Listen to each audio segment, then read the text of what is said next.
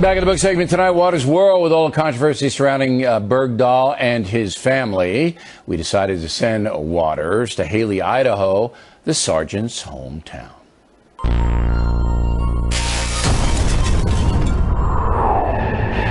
After nearly 5 years in captivity, their son Bo is coming home. When you heard that he was rescued, what did that feel like for you? Elation. We've got Bo coming back, and the whole town's excited. They're planning parties. Bob, the father, what is he like as a person? He's a very warm, generous-hearted man. What about Bo? What was he like growing up? He was shy, had a really cute sense of humor.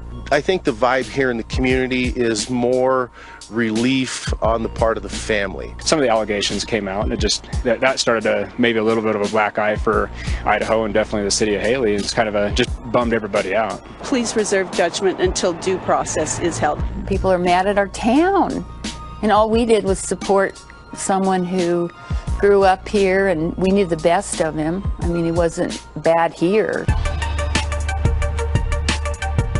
He served the United States with honor and distinction. Susan Rice said that he served with honor and distinction. Do you think he did?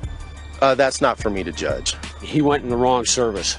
He was more a Peace Corps, what he should have been in, instead of an army. It's probably the best thing right now is not to have him as a hero. He's not.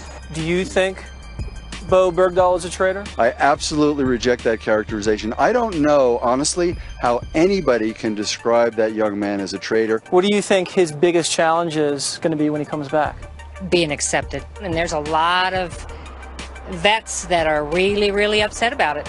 Personally, I think he's a deserter. It upset me. I thought it was ridiculous. They should have left him there. Do you understand why people are upset? Oh, yeah. Because they're ignorant. He was there 5 years. You give him the benefit of the doubt. Maybe something snaps and you can't handle it. You don't like a movie. You get up and leave. Anytime one of our guys goes off the reservation and falls into enemy hands, I mean, that's a huge deal. They find him guilty, then, he should suffer the consequences. When you heard about the deal, 5 Taliban commanders for Bergdahl, what went through your mind? We have terrible negotiators. If one American is worth 5 of theirs, I think it's what the going rate is. I don't understand why people that were in his platoon want to jump to criticism so fast. They didn't get a parade when they came back. They're jealous. What is it? I think they have honest feelings about what happened. This is the Bergdahl residence in Haley, Idaho. As you can see, the property is very isolated. The father, Bob, hasn't been seen publicly for about a week. Bismillah ar-Rahman ar-Rahim. Zayabayem. I'm your father, Bo. He looked like a Taliban Muslim. I thought it was disrespectful at the White House. He's a very intelligent man and deep of heart. The father, Bob, has taken some heat with the beard. He grew it for his son. That's what we do.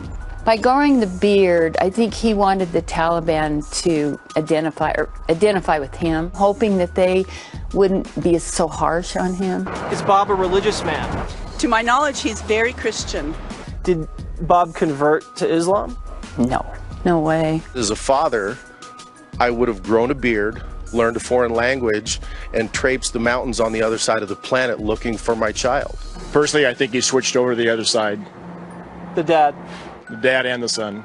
I've been living next door to Bob and Jenny for 20 years, and I keep saying to myself this week, is there these vicious attacks that, am I missing something? I know these people for 20 years next door. What am I missing? Good report, Waters. You keep coming back to that Rolling Stone article where today there was a report that Robert Bergdahl, the father, gave this Rolling Stone magazine some of the emails back and forth that his son was sending to him and vice versa, which showed sympathy for the Taliban. That's the problem right now. Right.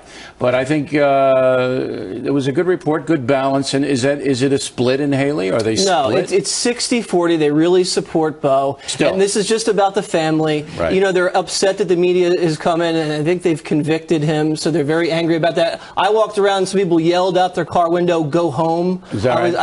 But they do that in every town you go That's to. true. Right. San Francisco, everywhere. But they had to cancel their parade for Bo Bergdahl. They're not going to have that. But it looks like Bo, from what we know, was kind of an introspective, cerebral guy, an adventurer, wanted to join the French Foreign Legion, and he kind of went over there to help the Taliban and help the villagers. They say not fight them. I think it's more of like I think the story will come out within the next couple of months. All right, Waters, thank you.